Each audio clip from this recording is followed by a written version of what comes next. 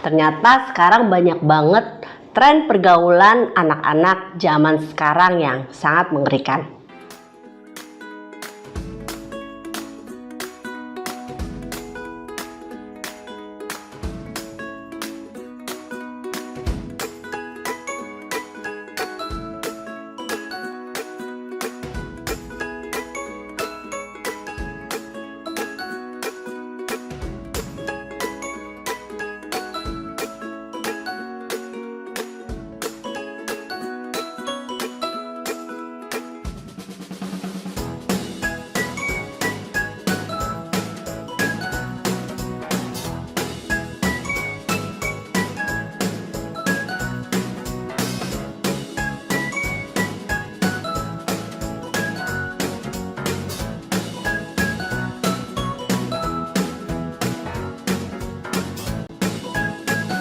Oke Suta, sahabat orang tua, ketemu lagi dengan saya Bunda Lucy. Saya adalah seorang pemerhati anak, khususnya anak-anak yang memiliki pikiran dan perilaku kriminal. Banyak yang bertanya dan bahkan super heran, kenapa sih pergaulan zaman sekarang khususnya bagi anak-anak dan remaja berbeda dengan pergaulan zaman dulu. Jadi gini parents, seperti yang kita ketahui, zaman kita dulu waktu kita kecil atau kita dibesarkan, mungkin fasilitas tidak seperti anak-anak zaman sekarang, ya. Seperti yang kita ketahui bahwa sekarang apapun bisa diakses. Sosial media mudah sekali diakses dan tidak ada sensor. Ya.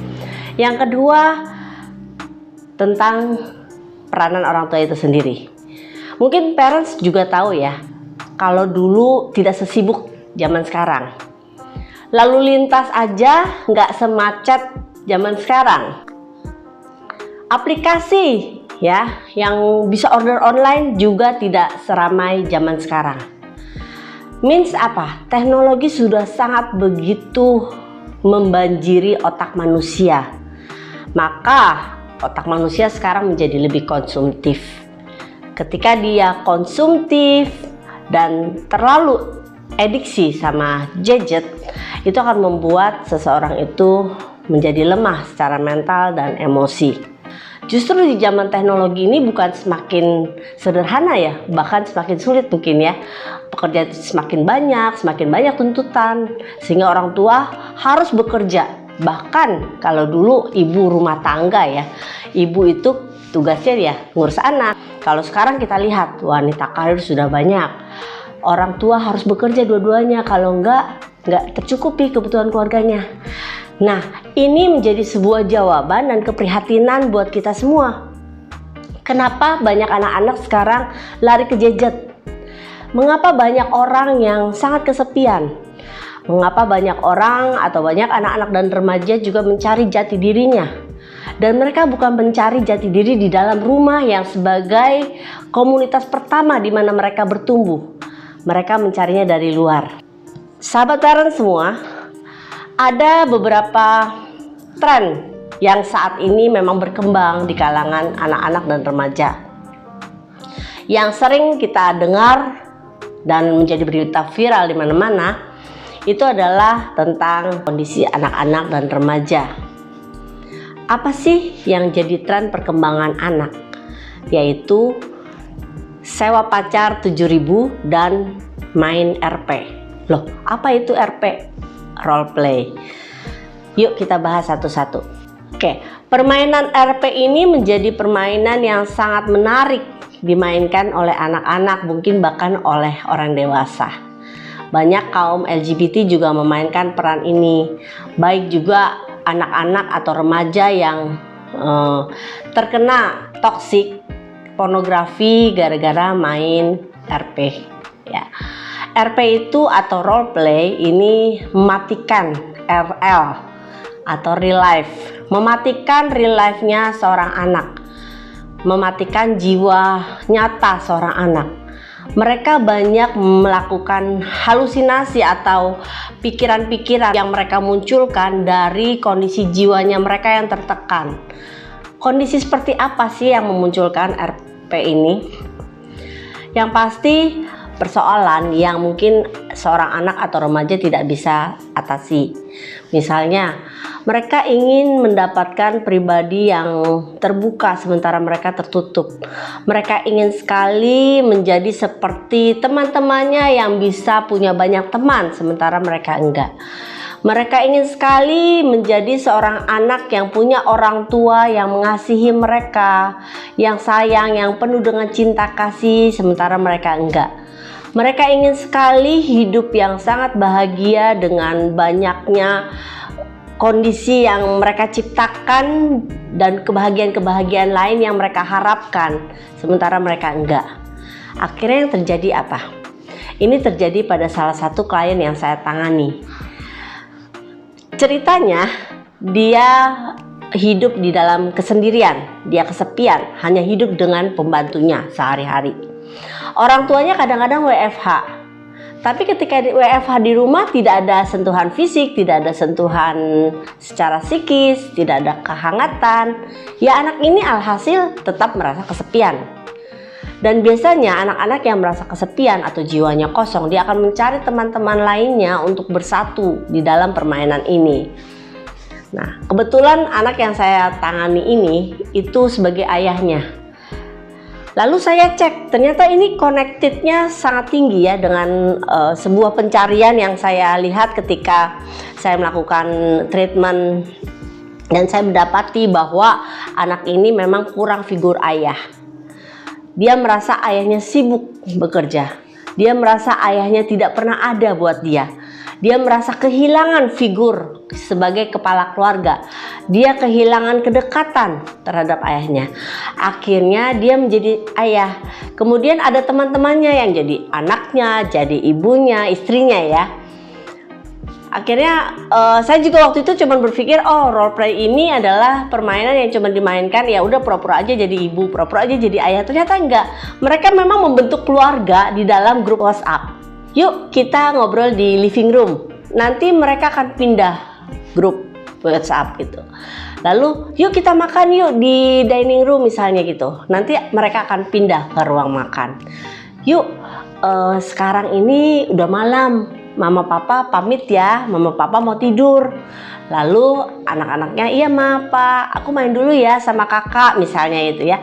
Nanti mamanya ini akan pamit sama anak-anaknya dan akhirnya ngajak suaminya, ngajak istrinya tidur di kamar tidur. Dan akhirnya ya mereka pura-pura juga melakukan hubungan badan gitu ya. Jadi ini sangat memprihatinkan ya ketika seorang anak itu yang sebenarnya dengan kepolosannya, dengan ketidaktahuannya, kemudian mereka menjadi korban RP dari sebuah sistem keluarga yang menurut saya rusak.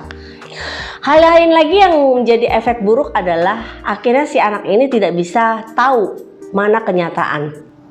Lalu muncul role play yang lain. Pura-pura jadi mami-mami gitu ya, mucikari, pura-pura mengajarkan, ayo aku jadi teman dekat kamu. Terus kemudian karena dia merasa aman, nyaman yang mereka nggak dapatin di rumah, maka mereka ya udah deh ikut kakak aja gitu ya. Secara role play ya ini, ikut kakak aja ya, kakak ajarin apa yo gitu. Akhirnya kakaknya mulai ngajarin dia, memberikan dia edukasi seksual yang negatif, kirim video porno, gambar porno, sehingga anaknya mulai terguncang jiwanya. Dan karena rasa amannya dengan orang itu, dengan si kakak ini, maka anaknya itu akan akhirnya menjadi LGBT. Oleh sebab itu role play itu nggak apa-apa, tapi sebenarnya role play itu kan dimainkan waktu anak kita masih 5 tahun ya. Main telepon-teleponan, sepatu jadi telepon-teleponan, kemudian kursi jadi kereta-keretaan misalnya gitu. Tapi untuk anak-anak dan remaja itu RP ini menjadi sebuah keprihatinan kita. Nah, kemudian yang kedua itu adalah sewa pacar 7.000. Wow, ini menjadi topik yang sangat menarik ya menurut saya, karena kenapa mereka sampai melakukan itu ya? Sewa pacar tuh sampai semurah itu. Ya apakah karena mereka butuh uang? Ya mungkin nggak juga gitu ya. Tapi mungkin ada isu-isu psikologis di balik semua ini. Sewa pacar ini menjadi sebuah topik yang menarik karena mungkin mereka membutuhkan teman curhat lah ya, membutuhkan bantuan psikologis kalau saya bilang, membutuhkan dorongan atau dukungan psikososial yang mereka nggak dapatkan di rumah. Jadi kebanyakan kasus-kasus yang sewa pacar ini memang diderita oleh remaja, ya. Remaja yang memang sedang masa pertumbuhan, sedang mencari jati diri, sedang mencari rasa aman, sedang butuh-butuhnya teman, tapi ketika itu tidak ada yang bisa menemani dia. Sampai ada satu klien juga yang saya tangani memiliki banyak sekali pacar di usia belia, umur 14 tahun. Dan ketika saya tanya, dan dia menjawab bahwa mamanya nggak bisa jadi teman cerita dia. So dia cerita sama pacarnya. Dan pacarnya itu cuma 3 bulan bertahan dan ganti lagi ya. Karena dia cuma butuh teman cerita. Kan sederhana ya, cuma butuh teman cerita. Tapi nggak semuanya teman cerita itu mau dengerin dia.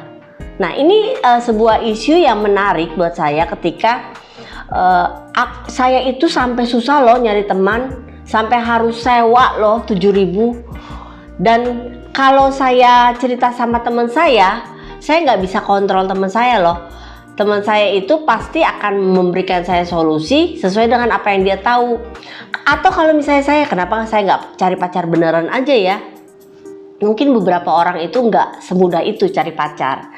Mungkin juga menurut mereka pacar itu nggak menyelesaikan masalah gitu ya. Sehingga isu ini muncul karena ketika dia sewa itu dia akan memberikan seperangkat aturan buat pacarnya. Kalau nanti gue pacaran sama lu, tolong ya ini dipahami bahwa lu nggak boleh buat gue baper misalnya. Lu harus buat gue tenang. Lu harus buat gue nyaman cerita sama lu. Lu harus jadi pendengar aja. Misalnya no having sex misalnya gitu ya.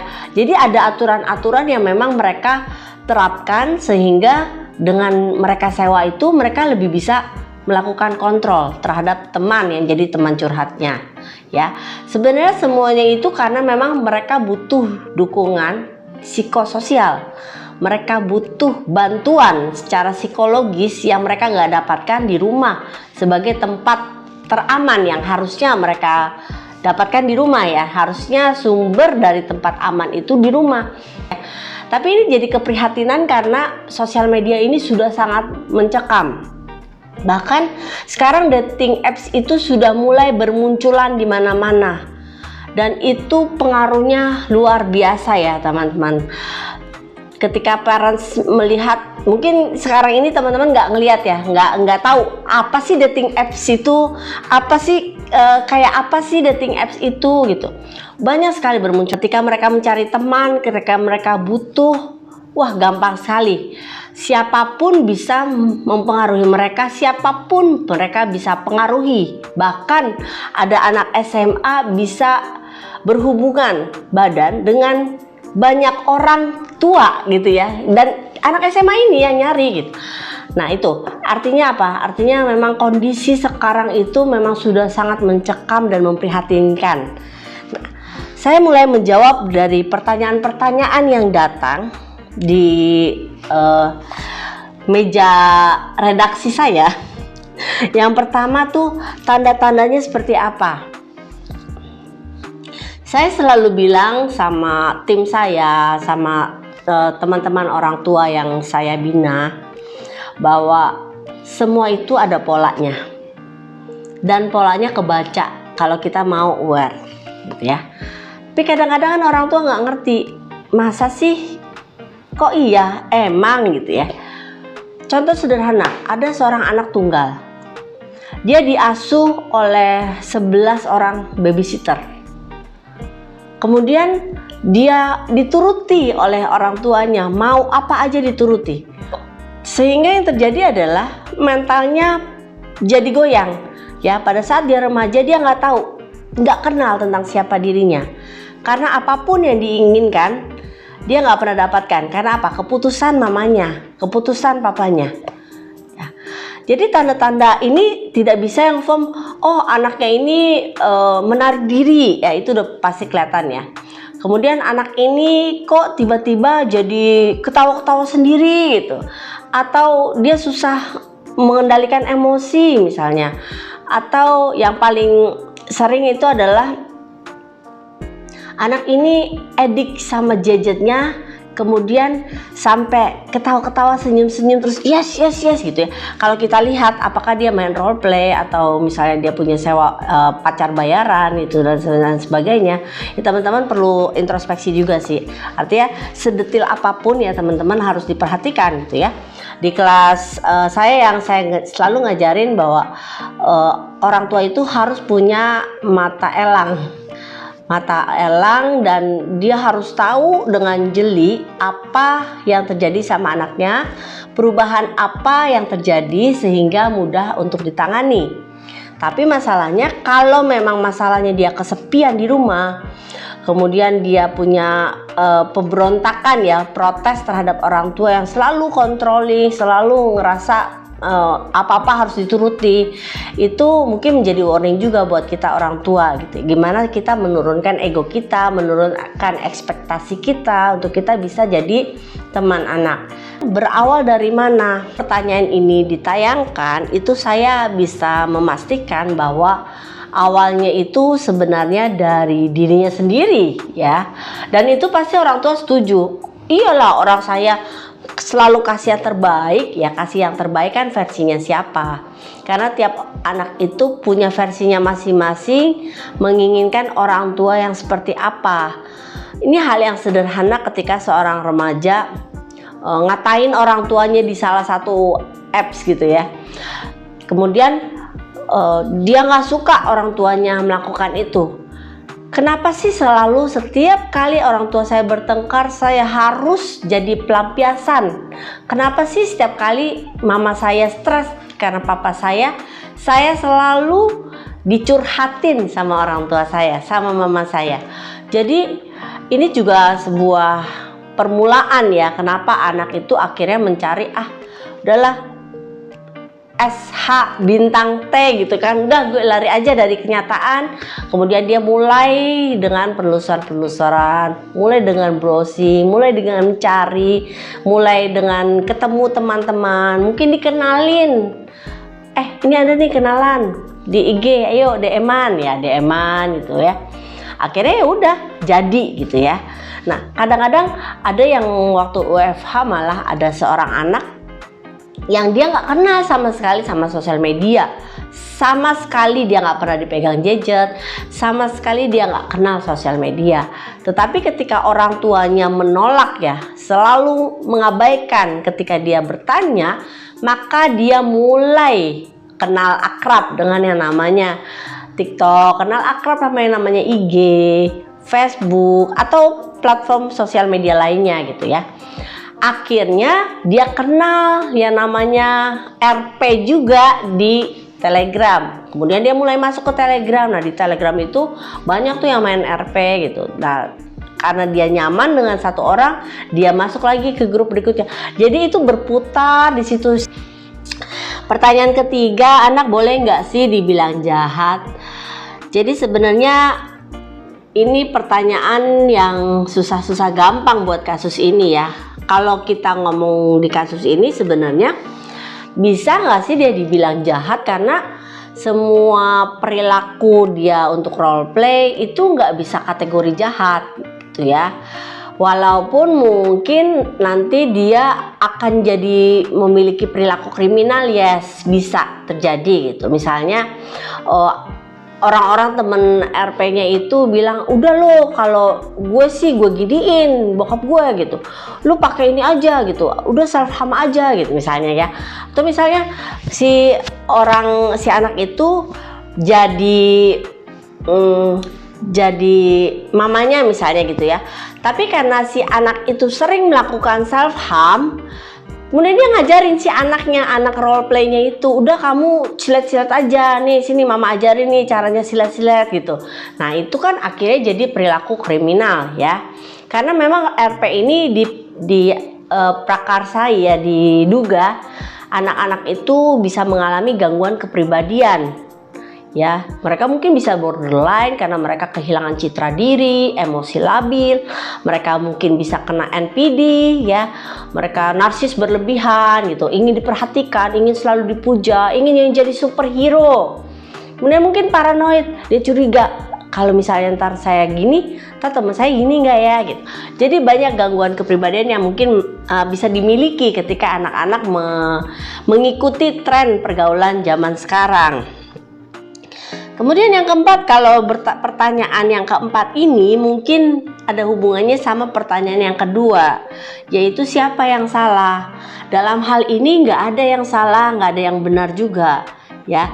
Kalau kita berpikir atau melihat semuanya secara objektif, semuanya ini ada root cause-nya. Jadi sahabat parents itu harus tahu bagaimana si anak itu menilai diri mereka sendiri, menilai orang tua sekitarnya gitu. Kalau di kami di psikolog itu ada tesnya. Bagaimana sih pandangan mereka terhadap orang tuanya mereka, terhadap seorang wanita, terhadap seorang pria, terhadap diri mereka sendiri, terhadap teman-temannya gitu. Semuanya akhirnya kita bisa lihat root cause-nya itu, oh ternyata karena papanya sering kerja, jadi dia nggak pernah dapat perhatian, ya, memiliki daddy issues. Akhirnya dia nggak tahu yang namanya cowok itu harus seperti apa sikapnya, memutuskannya seperti apa gitu. Ini ada pertanyaan terakhir yang hari ini akan saya bahas. Dari berbagai masalah anak atau remaja mungkin yang saya tangani selama berapa puluh tahun ini ya, dan ke sini-sini gitu ya, apa sih yang harus dilakukan supaya lebih aware terhadap anak. Jadi ini saya membagi orang tua menjadi beberapa level atau tingkatan ya. Orang tua yang calon orang tua yang belum punya anak mungkin lebih perhatikan tentang kesehatan mental ya. Jadi lebih baik kita menunda punya anak, tetapi kita memiliki mental yang sehat dulu, sehingga DNA code anak itu akan lebih sempurna ya secara emosi, rekaman memorinya juga secara memori lebih sempurna gitu ya. Orang tua juga bebas dulu dari luka-luka batin, baru nanti anak itu akan lebih baik perkembangannya gitu ya, tumbuh kembangnya. Kalau misalnya orang tua yang kedua itu orang tua yang mungkin punya anak 5 tahun pertama, hal yang harus diperhatikan itu ini menjadi fokus buat saya ya. Yang pertama, kalau misalnya teman-teman yang udah terlanjur punya anak gitu ya, jangan lupa kasihi anak dan sayangi anak sebagaimana adanya mereka. Mereka itu bukan manusia mungil yang lucu yang bisa dienyong gitu, bukan ya. Dengan perlakuan kita yang agak menggemaskan dan akhirnya seolah-olah kalau orang dewasa digituin tuh, itu namanya sebenarnya pembulian gitu ya. Nah itu terjadi ke anak, itu sebenarnya juga nggak boleh gitu. Itu hal kecil tapi ternyata berimpact besar buat anak nanti di masa yang akan datang. Kemudian apakah teman-teman juga memiliki banyak waktu buat anak ya? Sediakan waktu supaya anak sedari kecil tuh ngerasain bagaimana rasanya dicinta, bagaimana tangki cintanya itu penuh, bagaimana rasanya dikasihi orang tua dan orang tua selalu ada buat mereka. Kemudian fase yang berikutnya itu 6-12, di mana anak-anak sudah mulai tumbuh besar, udah mulai memiliki pikiran kritis. Karena nggak seperti anak-anak zaman dulu. Kalau anak-anak sekarang 6 tahun aja nanyanya udah macem-macem, sosial media juga udah taunya macem-macem. Jadi memang kita harus ada buat mereka, mendampingi mereka ya, nggak 100% juga karena mungkin kesibukan, tapi setidaknya 75% lah ya ada buat anak. Rumus 221 ya, 2 mata, 2 kuping, 1 mulut. Artinya apa? Mulutnya terakhir, tapi matanya yang paling duluan ya, matanya. Karena kita harus bener-bener observasi si anak itu, apa yang dilakukan dia sehari-hari. Nggak usah banyak ngoceh, perhatikan aja, perhatikan tindak tanduknya, perhatikan sehari-hari ngapain. Fokusnya pada kedua mata. Fase keempat itu fase remaja. Nah, kalau di fase remaja itu rumusnya itu hampir mirip, tapi yang paling utama itu 2 telinga. Ya, 2 telinga itu penting banget untuk teman-teman mendengarkan anak lebih banyak dibanding bicara gitu. bahwa mereka nggak suka diguruin, mereka pengennya cuma didengerin aja. Loh, kalau misalnya cuma didengerin, kenapa mereka cerita gitu ya orang tua? Jadi orang tua tuh gatel untuk ngasih input atau ide sebagai seorang yang sudah berpengalaman. Padahal sebenarnya belum tentu pengalaman banget sih gitu. Karena untuk kasus anak-anak zaman sekarang mereka belum pengalaman kok. Yang lebih pengalaman justru anaknya. Jadi saya sering bilang pengasuhan itu yang paling pintar anak. Karena sebenarnya kita belajar mengasuh anak itu dari anak, bukan dari orang tua kita di masa lalu. Itu salah, big no gitu. Jadi teman-teman orang tua semua, Suta, sahabat orang tua yang saya cintai, saya sering banget ngasih tahu bahwa pengasuhan itu bukan controlling dan bukan ownership. Jadi kita bukan yang punya anak itu Tuhan. Kita nggak perlu ngontrol anak segitunya sampai protek anak segitunya. Yang penting itu sebenarnya adalah bagaimana kita memberikan rasa aman, percaya diri, dan rasa percaya sama orang tua. Nah, terus kalau misalnya orang tua udah nggak dipercaya, bagaimana? Itu masalahnya. Jadi emang kita harus benar-benar mendekatkan hati batin kita ke anak, sehingga ketika misalnya kita lagi ngobrol sama anak, jangan bawaannya mau nasehatin gitu ya. Sebagai seorang anak kan saya perlu nasehatin, ya itu betul. Tapi yang sebenarnya yang perlu kita lakukan adalah memberikan value yang penting untuk anak, untuk nanti anak bawa sampai dia dewasa ketika kita misalnya sudah nggak ada gitu. Jadi sebenarnya si anak ini yang paling penting itu adalah merasakan nyaman dan kedekatan buat orang tua. Tapi ternyata nggak segampang itu juga, Ferguson ya.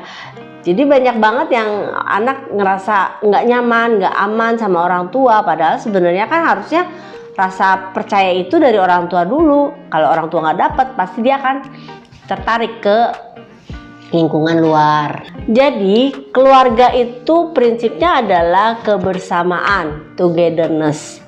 Ya, yang namanya bersama itu unity, satu kesatuan. Jadi kalau satunya nggak ada, itu akan ada yang hilang gitu. Sistemnya nggak sempurna, nggak lengkap, programnya nggak bisa jalan, program keluarganya bisa error. Kalau satu yang kena toxic, itu juga satu keluarga jadi kena error.